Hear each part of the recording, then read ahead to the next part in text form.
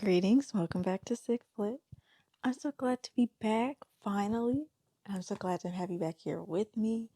Um, it's been a while. It's been a while. And yeah, it's been a while. Life is crazy and life is stressful. But also this series is a lot of work. So I've taken a couple of weeks off because again, life is crazy and life is stressful, but also because, especially with this episode, but in the series in general, there's a lot of work that goes into it, and trying to make sure that these episodes are as good as possible requires a lot of work. And sometimes it requires more work than what can be done in a week. So, yeah, but we're back finally, and I'm ready to finish this series out. It's been a long one, especially with kind of breaks I take, but whatever. I'm not gonna talk about it anymore. So yeah, and I guess since it's been a while, if you are unaware, we are still doing the Pride series with this podcast, and we are on our trans episode today. So today is our trans episode. It's dedicated to all the trans folks out there. Um, and yeah, I guess without further ado, without trying to ramble on anymore, let's get on with the episode. So I do have something to say about this week's like queer cinema history segment, I guess. I have a little rant that I need to go on about accessibility to information. So, if you, well, you don't know, but the way that I do research on these episodes is kind of just, I essentially do a little bit more than like a general Google search, And most of the times it's not that hard. I can search in a word or a phrase or something that can get me in the ballpark what I'm looking for. And usually I can find it on the first page of Google, right? And that's how it's been with all of these episodes so far. I thought that our bisexual episode was going to be hard because I did not think that a lot of people had dedicated a lot of their time and effort to bisexual representation, but I was actually surprisingly wrong, right? So I did not have much faith in having a lot of information for my bisexual episode, and I was surprised that I did. In this case, I was surprised how little information I got for this episode. I only have like 3 film history facts. I have more, information to give you than just 3. But, with all the other episodes, I usually have like 5 to 10, And so with this one, I'm really disappointed in the lack of information that was out there for me to receive, I guess you could say. You know, I do not have time in between each episode to like read a bunch of books. I don't have the access to a bunch of books to really like well verse myself. So for you and I, this is kind of like a basic understanding of how queer cinema history has been, I guess you could say. Um, and so, yeah, I don't have the time or the access to really dive deep into these episodes. That's why a lot of these facts are they're pretty basic. And that's, that's just, I think that's fine. That's okay. But to understand where I'm coming from, I guess. And so when I do these searches or when I do this research, like I said, I'm doing a few more steps ahead than just like a general Google search. I'm scouring the internet as much as I can, but at the end of the day, I'm relying a lot on what people are putting on the internet. And so, what I have to say about that is, I think it's really disappointing how little information I found about trans history, but also specifically trans film history. Um, I was able to get tidbits here and there, but a lot of it is just not there, you know? So there's, you could probably find some stuff on like trans history, but where it comes to film history, it was just lacking a lot. And I'm not just complaining for myself. I see that as a broader issue when it comes to other people, just like the general citizen, like I am, that is just trying to learn more about, um, I guess in general, but more specifically to queer history, but also, again, specifically to trans history, and being met with so little, And I think that that's also really discouraging for not just people that want to learn more about trans history, but to actual trans people that want to understand their history better. I think that it's really sad how little information there is out there, at least on the internet, So, like, when it comes to relying on the internet, when it comes to relying on online sources, I got a real problem with that. I'm gonna be honest with you. And I just wanted to say that again because I feel like the problem I ran into highlights a big issue, again, overall in with queer history, also how it relates to queer cinema history, but I guess specifically to trans history. And I think when we discuss some of the things in this episode, you see how it is also not just specifically to like online information, if that makes sense. You know, you see how it translates onto screen, but this just really showed me a major problem that we still face. I don't know if it's face, but like a big problem that we still have when it comes to accessing information about queer, specifically trans history, and what that lack of accessibility does to people, what that lack of accessibility translates to people that are trying to understand or learn more about history. You know what I'm saying? So I felt the need to say that. I think that that's really important, and I think that it is one of those, like, it's not even film related to come across this issue, Like, it transcends the message that I put across in these episodes anyways, if that makes sense. Like, it is an issue that has nothing to do with like the context of this episode. And so it goes beyond kind of what this episode was seeking out to um showcase or inform. But I think that it's important to talk about because you see how in everyday life these shortcomings happen and what that can do to people. So, but yeah, I just want to say that going on to the little facts that we do have, but the facts we do have nonetheless, I wanted to talk about some film history facts. The first is the quote unquote, I don't really know because the wording's really strange. Possibly the first trans film, more specifically the first French trans film. Um, and that is the 1954 film. Well, I guess it's not the first trans film. It's the first French trans film. Yes. Because I'm just like realizing some stuff.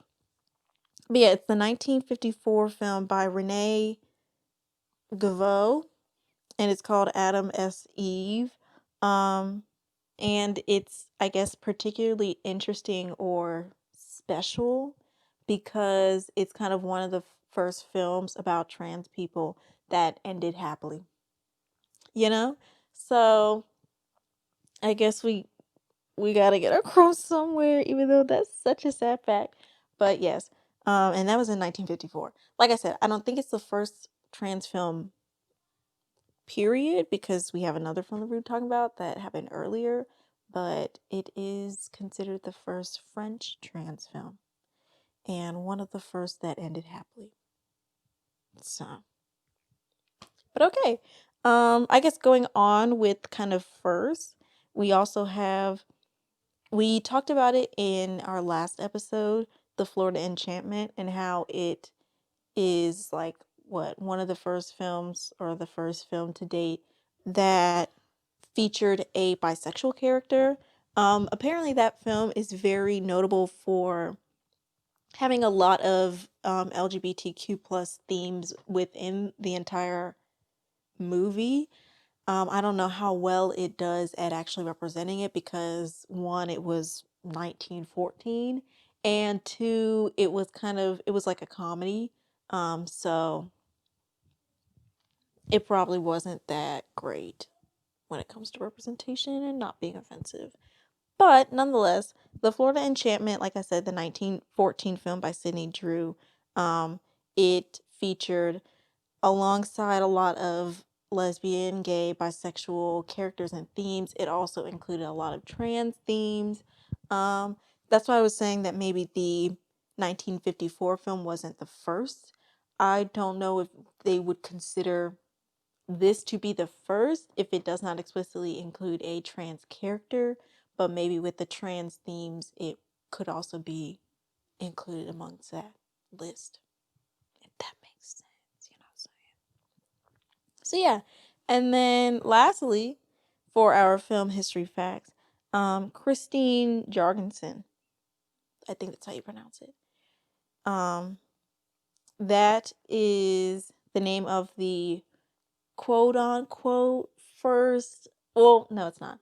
Christine Jorgensen is the first American person to get a sex reassignment surgery.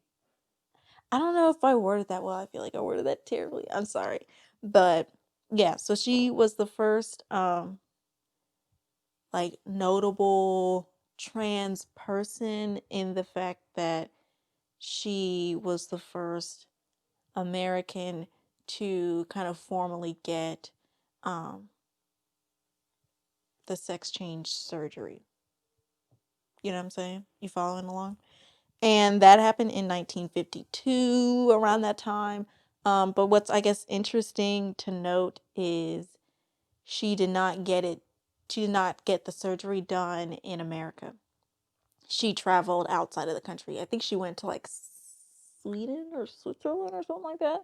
Like she went to one of those places. um, because I guess I mentioned that because even though she's like well known or recognized within like the American society history slash stuff like that, I guess. I think her traveling outside of the country, mostly because it's not really something that was really done, also speaks a lot to, again, American society at the time. And 1952, or let's say like early 1950s, let's remember that. Let's remember that date, okay? Because it comes back later, and implications of that event in and of itself plays a big role into trans representation going forward, right? Right? Okay. So, moving on to our coding and stereotypes. Um, Trans representation, I tell you what.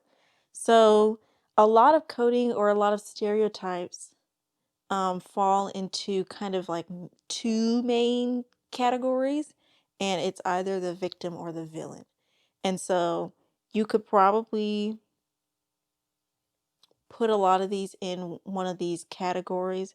The victim, again, it's a lot of the tropes where it's just unhappy endings, violence against trans people, and oftentimes an ending in death.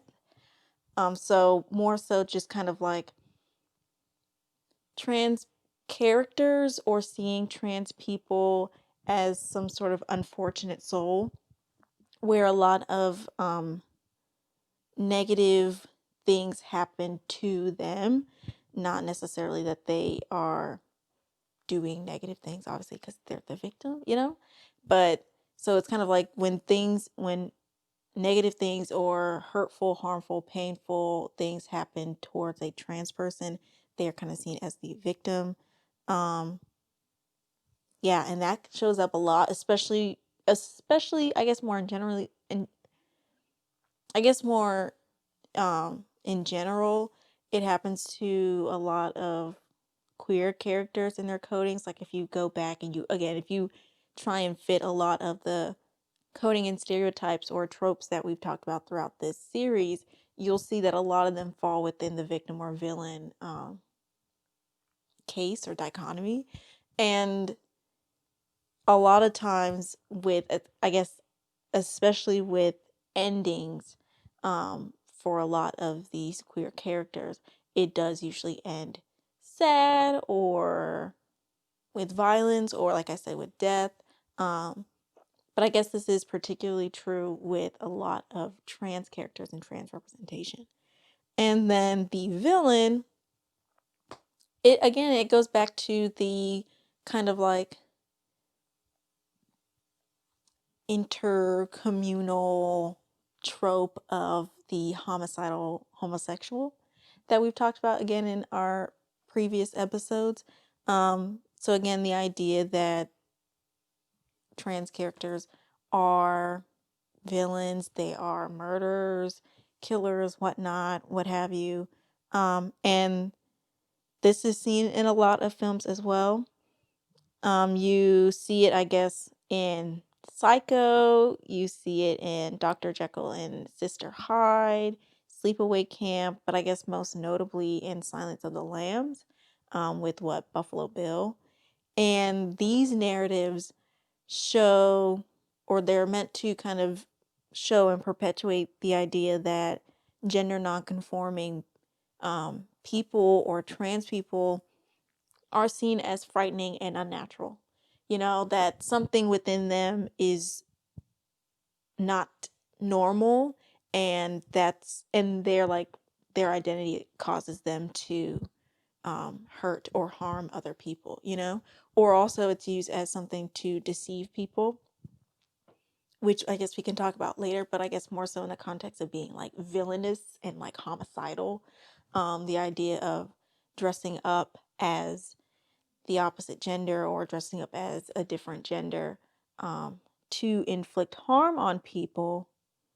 Again, it perpetuates that not only is gender nonconforming frightening and unnatural, but that like trans people are sort of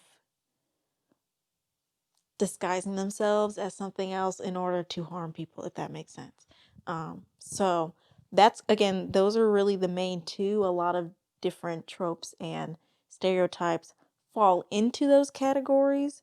The second one, which is kind of also like a twofold, is not necessarily, well, I guess you can see it as a stereotype, but more so as like a trope.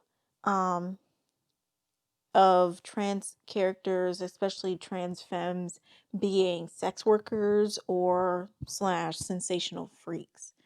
And this is again the idea that a lot of trans characters, especially like trans women or trans femme characters, are often placed as sex workers whenever it comes to some sort of job or occupation or how they spend their free time. They're usually casted as some sort of sex worker, as like a prostitute. And in this case, it's again to kind of not justify, but to understand why this is a thing or why it is still prevalent in the community. It often comes down to lack of protection, especially within the workplace, or like discrimination. So the idea that, or I guess more so the reality that a lot of trans people are still discriminated against because they are trans. they're not offered the same opportunities, or they're not offered special protection because, of their gender identity. So yeah, that's kind of, I guess, where you could, again, not justify, but you're like, okay, but this is why this still might be a prevalent occupation within the communities, because it's kind of like no other jobs are willing to protect them or give them opportunities, so they have to seek it elsewhere. But I guess more so in this case, when it comes to representation, again, it just kind of perpetuates the idea that that's kind of like their only line of work. I think it also does harm to trans people because it, I think it gives the perception, like it automatically gives them a negative perception, because a lot of people, if they just kind of listen to what the government tells them, are going to assume that like prostitution or sex work in general is just inherently immoral, that is not um, a justifiable, acceptable, or respectable job. That's something that criminals do, in the same line of like robbing people or establishments or looting or rioting. They see it as some sort of like immoral act.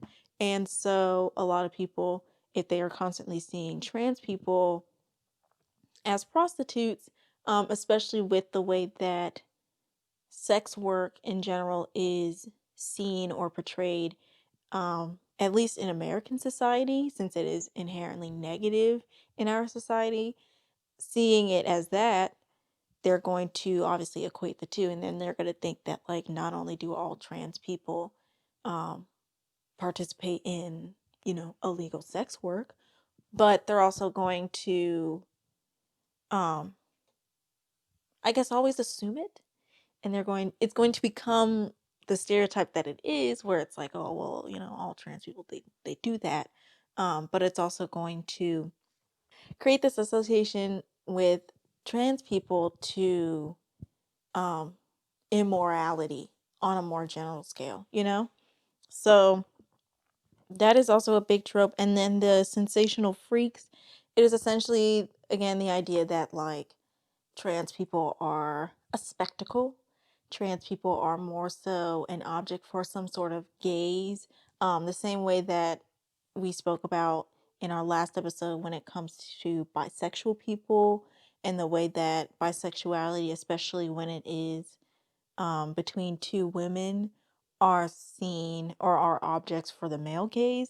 It does not necessarily have to be for the male gaze in this aspect, but it is for some sort of, I guess, a spectacle for the um, cis gaze, maybe you could say, um, or like heteronormative gaze. I don't know. One of those two or both, probably both. But yeah, so they're seen as a spectacle, and like I said, with the date 1952, a film called Glenn or Glenda that came out the year after that, 1953. It includes a like sensational sex change. And that change in and of itself was, I guess, used, or it was implemented in the film to appease distributors. And distributors essentially wanted it, again, to be sensational. They wanted to be sensationalized. They wanted to be a spectacle, but they also wanted to shock audiences with what was going on. And so again, like this idea that trans people are not only spectacles, objects for the cis heteronormative gaze, but they are also shocking, is, again, a very prevalent trope or stereotype. And again, you see, especially as you go along with this series, how this idea of um, queerness, I guess, in general, being an object to shock audiences is shown throughout each community, and how it's kind of used in different ways or manipulated in different ways so that their identity and their sexuality is shocking, you know? So that is one. And then I guess the last one that we're talking about is the, I guess, stereotype of trans people, especially trans women slash trans femme characters or people in general, being quote unquote men in disguise. And this, I feel like, is very layered. So it especially comes when we see cis men playing trans women, you know? And I think, I mean, I don't know, I guess I can't speak for those people, but maybe you would assume that the decision to play these characters, because a lot of the times it the situations in which a cis man is playing a trans woman is because the storyline or the plot of whatever story, movie, TV show is trying to show the sequence of events of a transition, where they start off as um, a cis man, and then they come to terms with their gender identity. They realize that they are trans, and then they start to transition into, I guess, whoever person they feel like, or whoever person that they are, whether or not that is actually a trans woman. And I guess I mean like trans woman as in like going through all of the cosmetic and um, sex changes to become a female. Hopefully that was worded correctly. I apologize if it's not. But you know what I'm saying? So a lot of times it's the having a cis person or having a cis man play a trans woman is kind of used to show the sequence of events of a transition. But as much as I think Oregon would maybe assume that that action is of good intentions, it actually does a lot of harm to people's perceptions of trans people, especially trans women, and also the consequences of those now perceptions of trans women. So again, a lot of times this action, it doesn't really do much to highlight or represent or favor the trans experience. A lot of times it ends up perpetuating the idea that trans women are men playing dress up, you know, that they are just men that want to put on makeup, you know, put on wigs, dresses, what have you. And like I said, that goes further into perpetuating a lot of violence against trans people, especially violence against trans women, and especially during between the 1960s and the 1990s, the list or the amount of trans murders was very high. And was very persistent. So it was very steadily high and rising throughout that kind of like 30-year time. More so again dealing with a lot of the films that came out. Like I said, a lot of the homicidal, homosexual slash trans person or trans people films, they came out heavily during like the 1960s, 70s, and stuff like that. So those are all that I have for coding and stereotypes. And then we're going to quickly talk about some facts and tidbits. Our first fact is Max Sweeney was the first ever reoccurring trans character on a TV show. I think that was in The L Word. Hopefully. I forgot to write it down. So I think that was in The L Word. And like I said, I think in our lesbian episode, I think we talked a bit briefly about the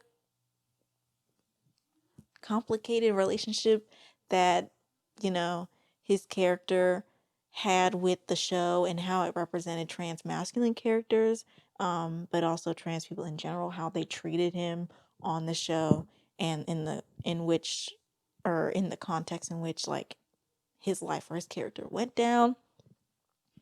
And then second, which I feel like, I mean, maybe I feel like a lot of people that probably do not watch or immerse themselves in queer cinema or queer culture, history, knowledge in general may not know this, but I feel like if you kind of have any sort of basic understanding or knowledge on like, again, queer cinema, queer culture, stuff like that, you'll probably already know this. But nonetheless, the film The Matrix, a cult staple, I guess a staple in general for a lot of people, is actually an allegorical film about transness and the trans experience. The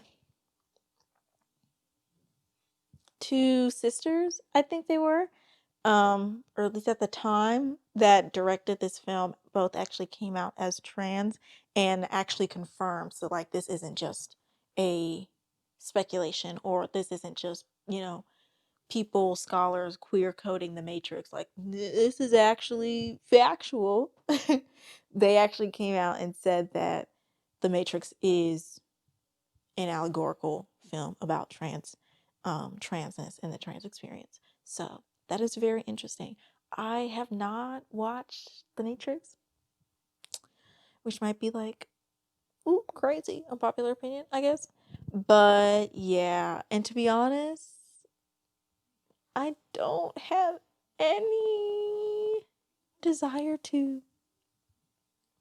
So yeah, sorry, but that is just the facts. But yeah, interesting nonetheless. So I feel like even though, well, maybe because I went on that whole rant, but even though the facts were short, I feel like we did spend a lot of time on this, but that's okay. And so I wanted to go on to the content of this episode. So we have a couple of films that I want to talk about, and I'll try and be pretty concise as well, I guess. But yeah, the first film, the first film I think I want to talk about is the film Tomboy. It came out. It came out like early 2010s, like maybe 2011, 12, 13 era. But it is by our good sis Celine Sciamma, who also did Portrait of a Lady on Fire. She makes a lot of, excellent queer films. So who am I? Who am I to have her on here twice? Okay? But again, what is so great about Tomboy, which I guess is everything that's so great about Portrait of a Lady on Fire, but I also think that it's interesting with the way that it explores gender identity, but also trans identity. It is also our staple like queer youth film. It is about a family that moves and their daughter, I forget what her name is. She like once they move, their daughter um like already has like really short hair, but I guess like is mistaken for a boy and then kind of sort of um I don't know how to describe it. Like continues on the narrative that they're a boy and goes by the name like Michael. Um and then kind of yeah. I I'm sorry. The way that I tried to describe that plot was horrendous. I apologize. That was truly bad.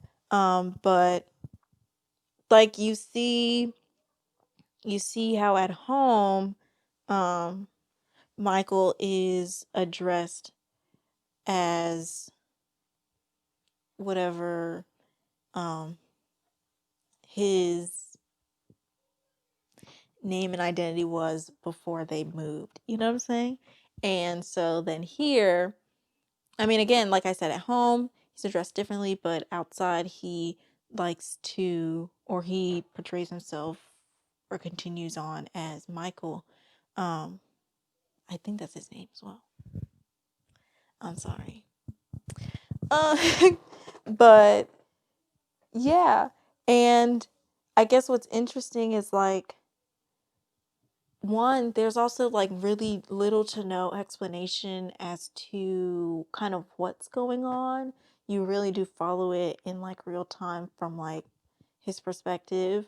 But when people find out that he is not actually a boy, um,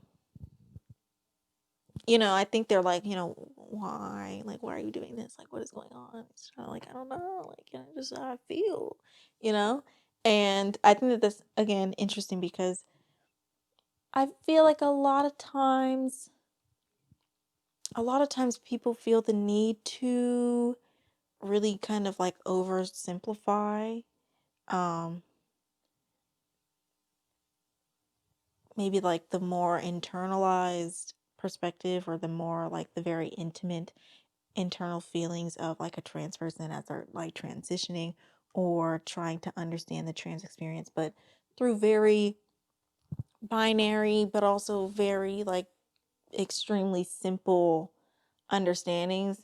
And I just don't think that, like, I guess overall, but especially like sexuality and gender identity is necessarily that simple, especially with how we as a world slash a society has created a lot of these complex understandings or associations or um, assumptions slash coding for gender and sexuality. The same way where it's like one could easily say like, the same thing about like race, but where it's like, well, race doesn't exist. Objectively, race does not exist. And you're like, yeah, but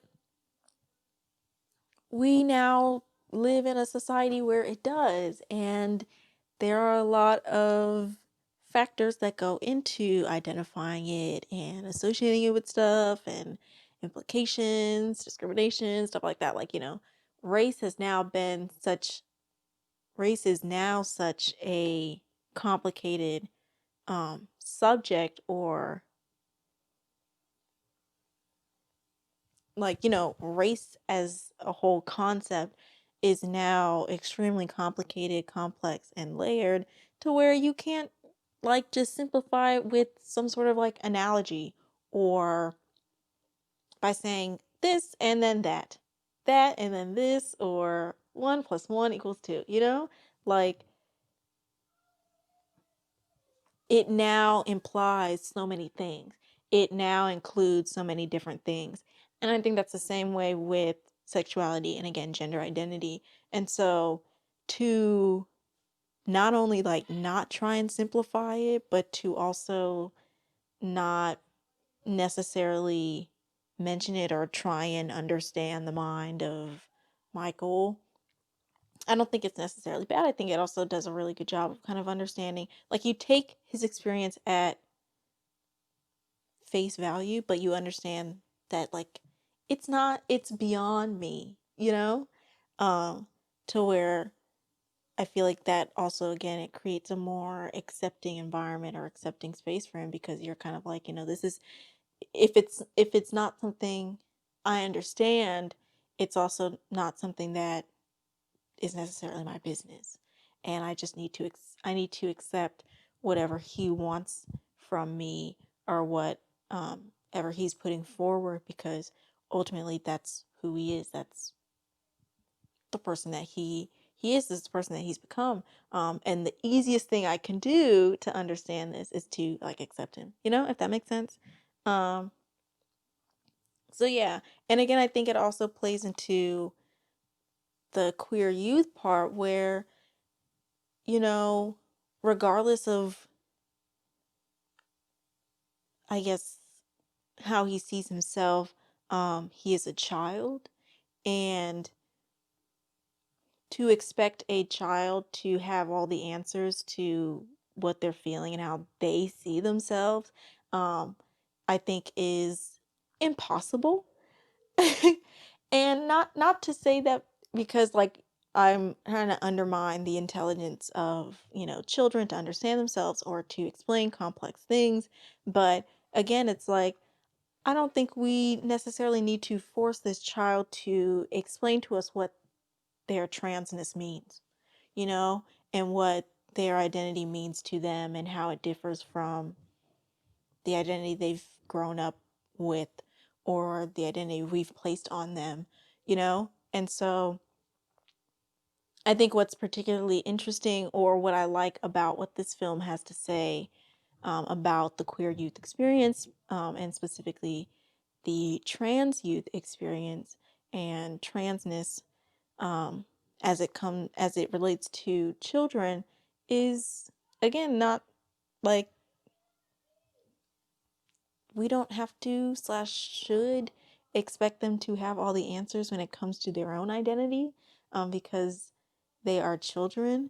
I don't think that necessarily means that we should invalidate their identity or their understanding of their identity or how they see themselves. But again, to give them the time and the space to figure it out on their own. And like I said, the easiest thing you can do is to literally accept them, and let them now be the driver of their own reality, if that makes sense. Like let them be behind the wheel of their own reality and their own experience, and their own identity. Um, and again, like I said, I think that that's good to talk about, especially when it comes to youth or children, because it affects how we relate to children, especially how but I guess especially parents of trans kids see and understand their child and have a relationship with their child. So yeah. And then I think it's interesting because it highlights the trans masculine experience. This relates, I guess, more to maybe the next film that we'll talk about, which is the documentary that came out this year, I think, of Disclosure. I've seen a lot of people have a lot of thoughts about Disclosure. Some people obviously like it and are praising it. Some people have faults with the angle it tries to present its information, or the angle in which it talks about the trans experience on film. But I think nonetheless, there are a lot of interesting facts that you can get from it and a lot of perspective you can get from it, um, especially from trans people themselves, you know? And so something that they talk about as it relates again back to Tomboy is how a lot of trans representation is specifically on like trans women, um, and how, like I said, the trans experience, it is not limited to just trans women, and I think again more so to like trans women. I keep emphasizing that, like I think even trans femmes, or people more on the line of like non-binary that may still present themselves in a feminine way, if that makes sense. I think a lot of narrative is put on them, a lot of spotlight is put on them, but there's not a lot of media representation or spotlight on trans masculine people, and characters. And I like this film, again, Tomboy, because it is one of those films that does focus on a trans masculine character. Um, yeah, like in general. And so I think that that's really interesting, um, and also important to talk about when it comes to this film, but also when it comes to films that pertain or talk about or represent the trans experience. There is very little about trans men or trans masculine people, and that's why I really like Tomboy because it's kind of one of those few films that does focus on a trans masculine character.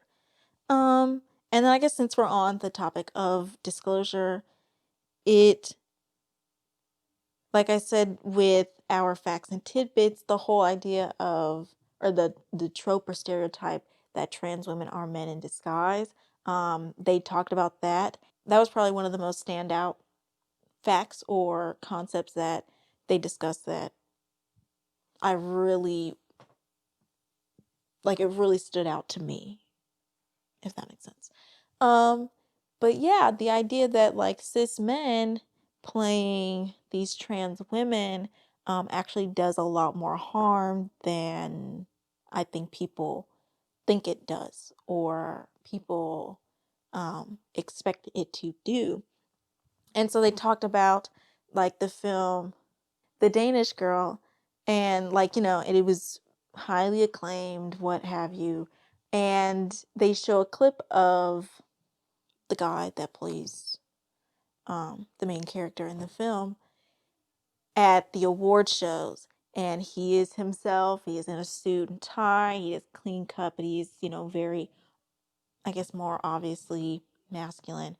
And is the cis man that he is. And it's like, they were like, when you have these cis men playing these trans women, again, it perpetuates the idea that trans women are men in disguise, that they're men playing dress up, but it also plays a huge part into the violence inflicted upon trans women, because it perpetuates this association that, these trans women, they're not actual women. They're literally cis men. Like, they're not even like I said, trans women. They're literally cis men dressed up as women.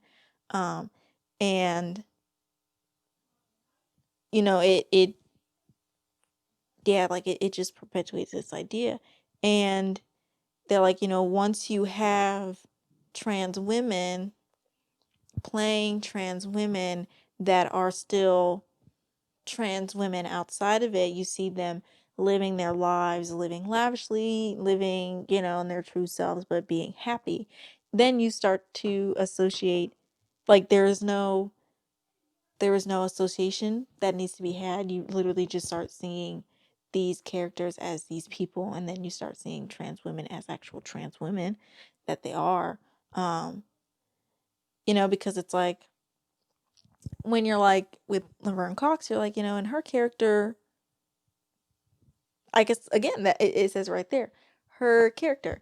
Whereas I felt so pretentious saying that, but it's like her character when you're speaking outside of the context of the film. We'll say that you are still, like, you're respecting the identity of both the character and the actor slash actress playing that character, which then in of itself, you are respecting the identity of like all trans people, whereas with I don't know his name, again, like Eddie Redmayne or whatever it is. um when you're speaking outside of that context of the film, you're like, okay, well, his character, or she, but played by him. So then again, it creates this, like, it just confuses the understanding of like transness and like trans women as women. And I think for a lot of people, especially people that are like inherently or just transphobic, it perpetuates the idea of just violence against trans women, or it kind of plays into the violence against trans women, because of how it kind of forces you to perceive trans women both in and outside of the context of the film, if that makes sense. Um, they explained it a lot better in the documentary. So I think it's important that you watch that, especially just to get a better understanding of like trans film history, because like I said earlier, you really don't get much information from the actual internet. In this case, well, I'm not going to say in this case only. But, in this case, it is particularly better to watch this sort of documentary, or to watch films and documentaries that can give you facts better than what you will find on the internet, because the information is just so low. So yeah, I guess that's really all I have to say about. Oh well, no, I don't.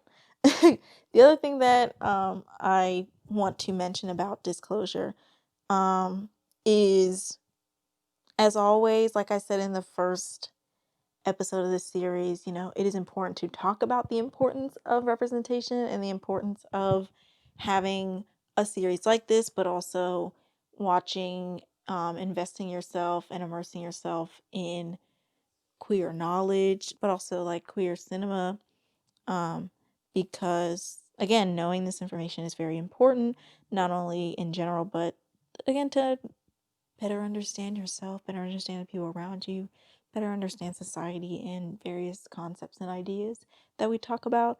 But disclosure, especially for a documentary, really emphasizes that importance of focusing on trans people, history, culture, and information like that.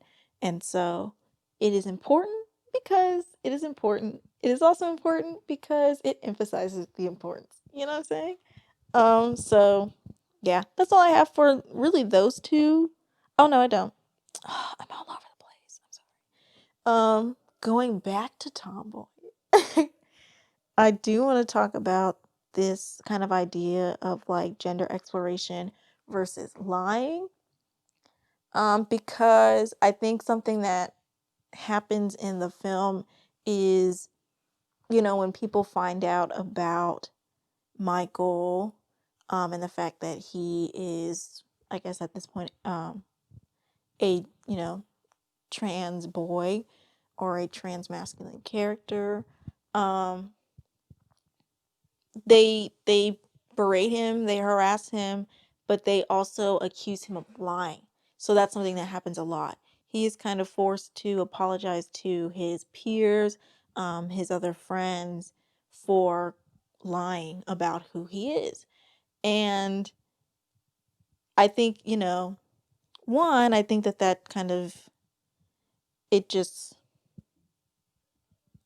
the idea that like what they are doing in the context of the film, of saying that he's lying, I think on a broader scale, it again perpetuates the idea that like trans people are lying, trans people are someone in disguise, they are playing as somebody else, but also that again transness is bad, and it's obviously not, but I guess in this case it's like, not that you would be like, is this gender exploration or is this lying? But I think it's interesting how his, I guess, way of exploring his identity or coming to terms with his identity and his transness is automatically seen as lying. They don't stop to question like, maybe he's a trans kid, or they don't stop to try and understand his perspective. They automatically think that he is lying for some sort of gain. And I think that again, is something that happens a lot in films that negatively represent trans people. But I think this is also a big assumption that cis heteronormative people have about trans people as well. So yeah, going on to our next film, we're going to be talking about Boys Don't Cry. This film is a lot. And also, I guess in disclosure, I forget who exactly, but somebody was talking about how that was one of their first moments of, I guess, exposure of a trans man and like the trans masculine experience on screen. And they kind of go back and forth with themselves about like loving it or liking it or appreciating it because it was one of their first moments of seeing kind of like themselves on screen, but also like hating it or resenting it because of, I guess you could say how like negatively it represents them, or how it ends so horribly for them, how it kind of says to them like, this is the only ending that you will get, this is how your life will end up being, so it's kind of like, well, this is the first time I can see myself and I can relate to myself on screen, but this ends so horrifically. Like, what does that say about me? What does that say about what my life will be, But yeah, what I think is also interesting, I have not seen anybody talk about this specifically. I would like to know more about what people see regarding kind of like the opposite of cis men playing trans women. In this case, a cis woman is playing a trans man. Um, I think again, like a lot of heart can go into these films, but their actions could have harmful implications. So that's why I'm wondering, like, even with the heart that I feel like, the film gives or spotlights its main character, Brandon, I think is his name. Um what does it actually mean that they have a cis woman playing a trans man? What does that, like, how does that relate to the audience? What perception does that bring forth for the audience? Is it the exact same of like, trans women are men in disguise, trans men are women in disguise, or what? Because I also know that even when it comes to trans people, um, misogyny and the patriarchy still persist, So it's like, where where are they more favorable towards? And what do,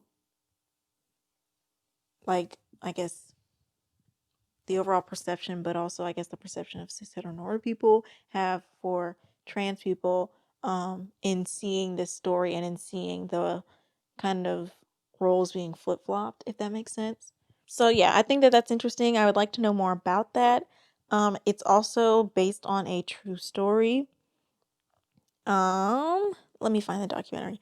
There is a documentary out there. I feel like maybe I saw it, but I can't remember. I think I did, but it's been so long since I've seen it. I don't remember much about it. The Brandon Tina story. That is the documentary that talks about what this movie is about. And to have it be based on a true story, I think it's interesting. I think, like, for somebody watching it, it's one of those things where like you feel even, I don't want to say you feel even worse, because I feel like that sounds bad.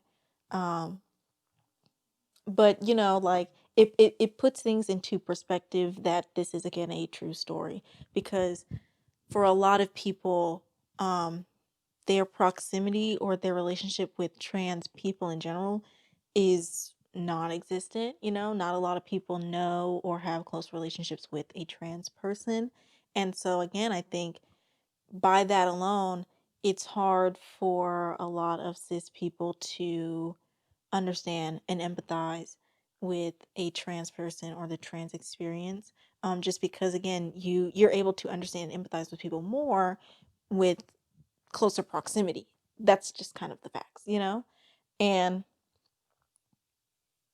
even though maybe this is such a terrible, sad story, the fact that it is a true story at the end of the day, or it is based off a true story, um, whether or not we necessarily think it is a good or bad thing overall, I think it does bring a lot of people, especially cis people, closer to understanding the trans experience, especially what is constantly at stake for trans people, um,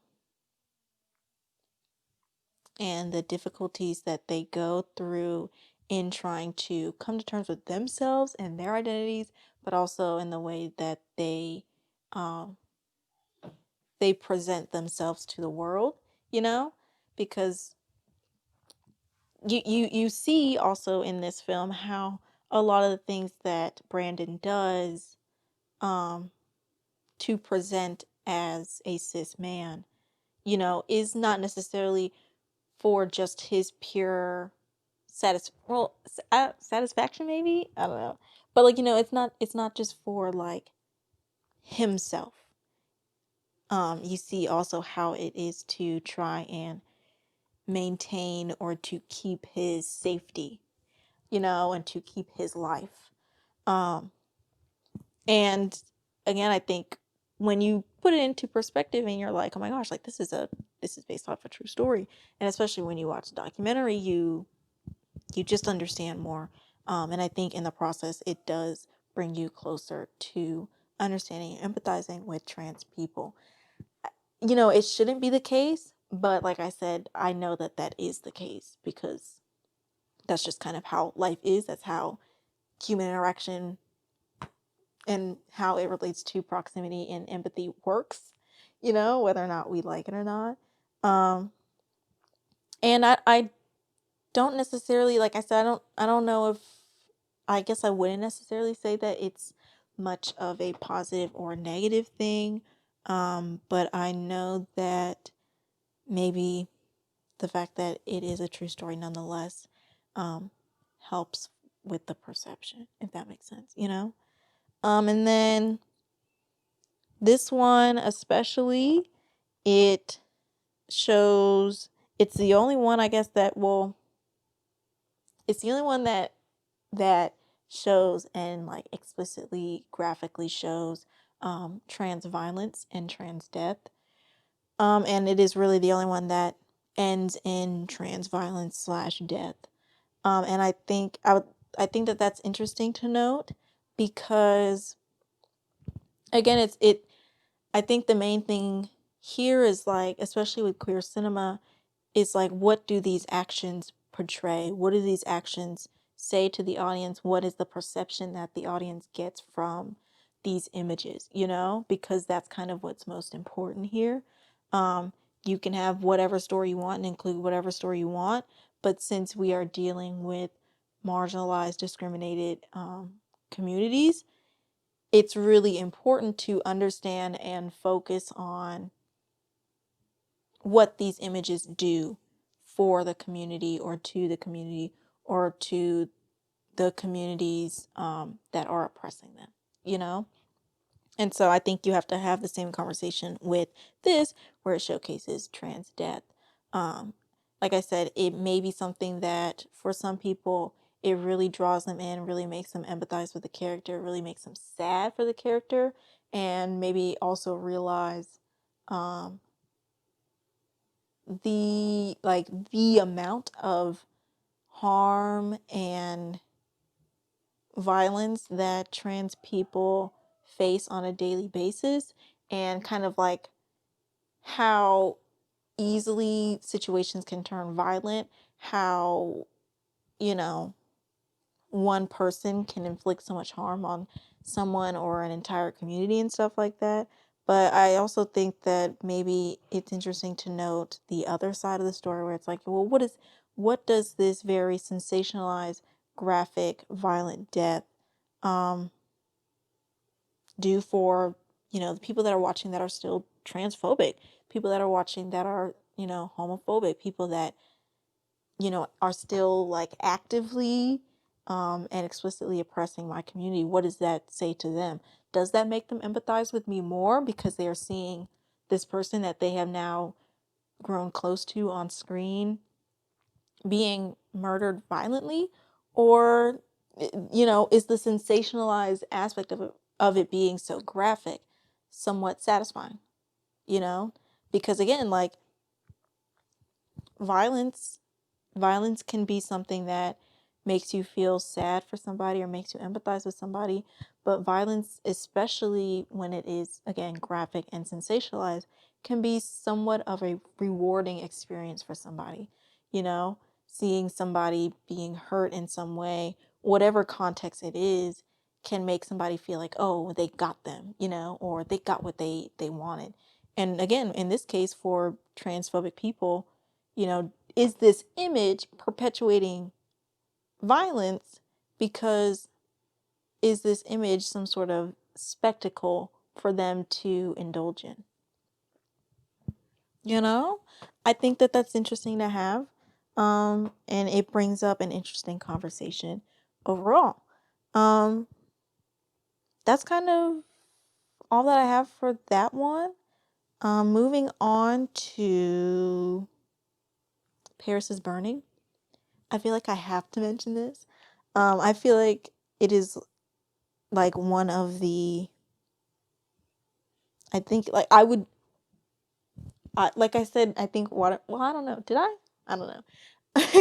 I think maybe, possibly, I said that like Watermelon Woman is like one of those like queer cinema classics that I feel like everybody should watch.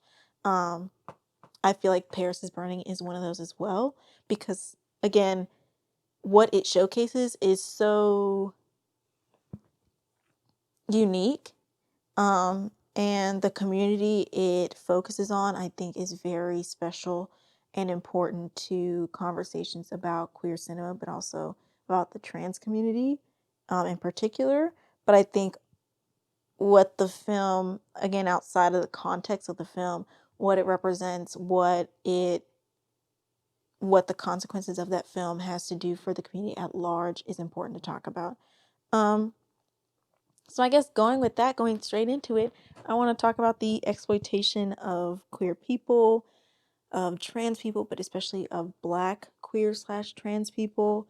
If you do not know, Paris is Burning is a documentary. I think it was filmed by a white woman, a white cis woman, about the ballroom scene, ballroom culture of the 1980s/90s, especially like particularly in New York.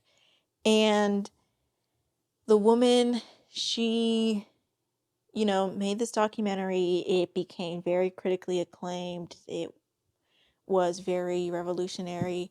Um, it garnered in a good amount of money or revenue back.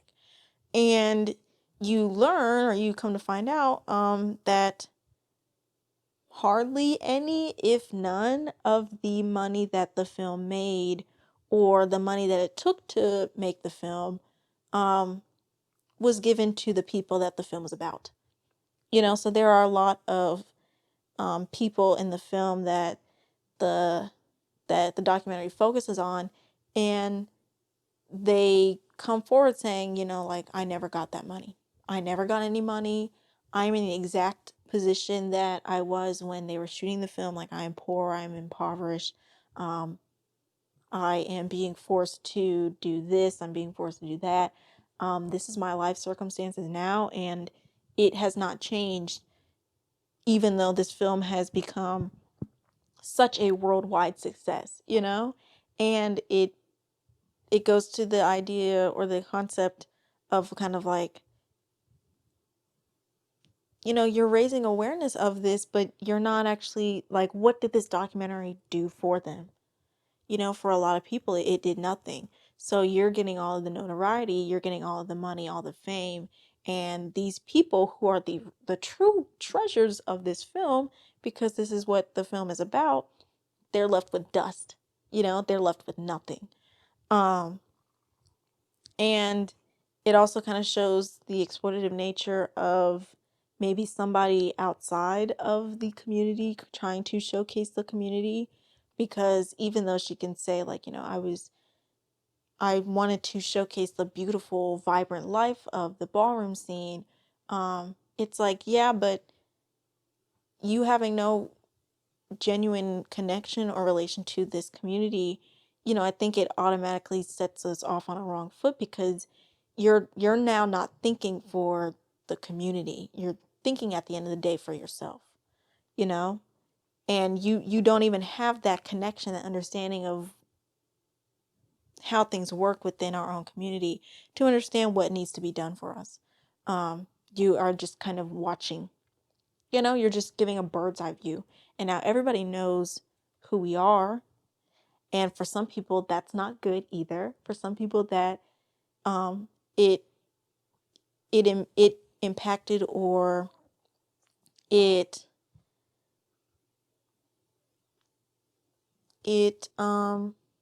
like it was the source of their downfall. It was the source of their unhappy ending, or of their death. And so it's like, this notoriety and fame that you have, or that you've given us, hasn't really done anything in a physical sense, because we are still, worse off, or at the same place that we are, while this film is still being talked about years and years and years, like, we can talk about Paris is Burning all that we want, but we have no idea who the actual people in this film are doing now, and a lot of them are not alive to this day, because they were impacted by violence against trans people, and it's like, how much of the film played a part into inflicting that violence. Um, and then also it talks about, like, again, the whole film is about ballroom culture. I think that was also important, because I don't want to say it's one of the only documentaries that talk about ballroom scene, but it's, I think, obviously one of the first. And again, as it relates to documenting film history, I think it is especially important that it documents this part of, or as it documents trans history. I think it's important that this documents this part of trans history, because, like I said, you probably know more about it now, but maybe without this film you would not have. And so I think what it showcases is also important as well. And then I guess lastly, the film, yeah, it's kind of like really the only one, but the film, I think what you get from the film itself is the importance of a safe space. You see a safe space, and you see how it operates and what it means to people. I guess similar in the way that Shakedown did in our lesbian episode. It's like, this is a space created by us, for us, where we are able to express ourselves to our full capacity. We can feel safe, we can feel honored and appreciated here. And what does it mean to have those safe spaces? How important is it to have those places where you do not, like, you can shed all of the armor that you walk around with every day, because you're afraid for your life. In this place, I do not feel like I am going to be harassed. I do not feel like I'm going to be hurt or murdered. In this space, I can see people that are like me, understand myself better, understand my experience as a trans person, but ultimately I can feel safe. And, I think it again highlights the importance of a safe space. So, yeah, that's all I have for Paris is Burning. I'm trying to get through this kind of quickly, because I can feel myself dragging on. But the last one that I wanted to talk about briefly, is Tangerine. Because this is unlike any of these other films. This is a film that is not explicitly / only about, like, the trans experience as it relates to, um, like, introspectively understanding identity, I guess you could say. So with Tangerine, it is about a trans woman, um, / kind of also her friend, who is also trans. They are sex workers, so that trope is, I guess, still perpetuated. But not that I don't think it perpetuates harmful stereotypes, but it is not used or seen, I think, in a way that kind of hurts the integrity of the characters. Um, like I said, you can say whatever you want to how it, like, outside of the context of the film, how it portrays, like, what the image of these trans women still being sex workers does to um, perceptions of trans people, and um, like, the perception of trans people and the trans experience, I guess, outside of it. But within the context of the film, I think it still it doesn't focus on it in that much of a negative way, if that makes sense. Um, but in regards to like the trans experience and the trans identity, so what I mean by that is it's not about her being a trans woman. Like it is not about um the main character or even her friend. Like it is not about, oh, this is what I do as a trans woman to express my identity, or it's not about like here's me trying to understand my transness, or trying to understand or come to terms with my identity. It's like they are who they are. They are trans as much as they are like black, and it kind of works in that way where it's like this is like it is the thing, it is present, you can understand it, it is in the context of the film, but that's not what this film is explicitly about. It is about a trans woman, it's about a black trans woman, it's about black trans women, but those are not the only two focuses of the film, if that makes sense. And I think that that's good because it's one of those films where again, it's like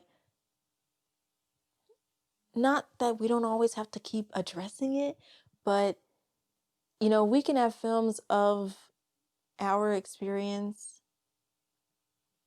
Like our lives are not completely revolving around understanding ourselves and our identity and like the experience of being a trans person. It's the same as like being a black person.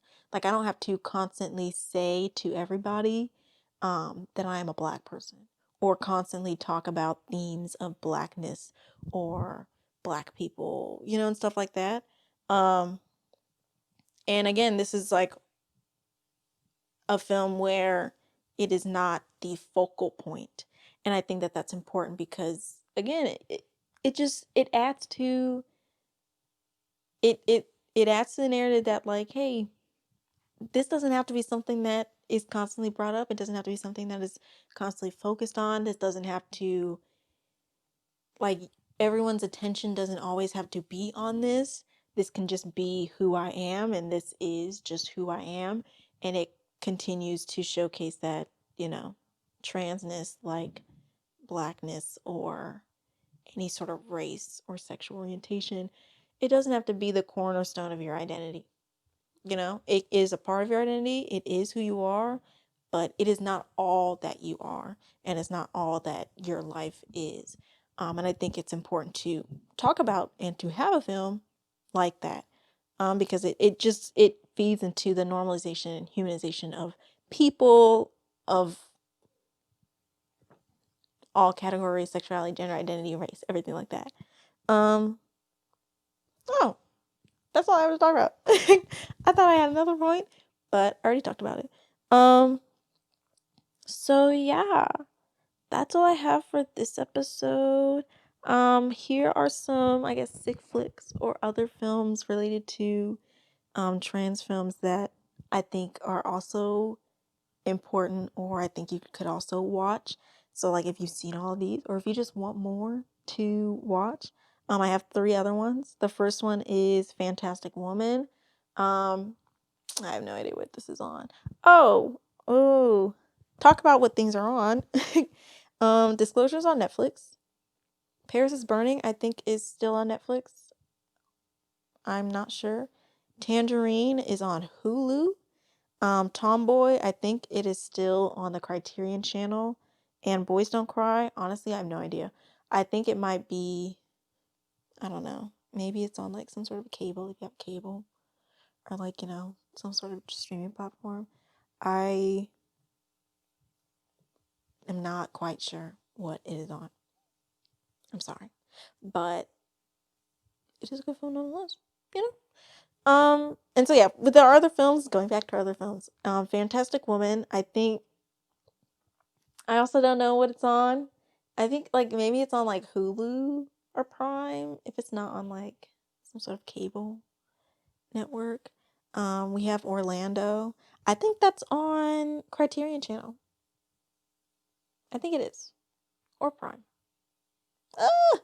doing such a bad job. Remember what these are on. And then All About My Mother is the last one. So Fantastic Woman, Orlando, and All About My Mother. Honestly and truly, I have no idea what they're on. But if you look, you might find it. So, go ahead and look. And our next episode will be our last episode in this series. I'm excited to finish out the series. It's been a long one, but it's been very interesting and fun nonetheless. I've enjoyed my experience thus far. I'm not going to talk and ramble about it because this is not the end.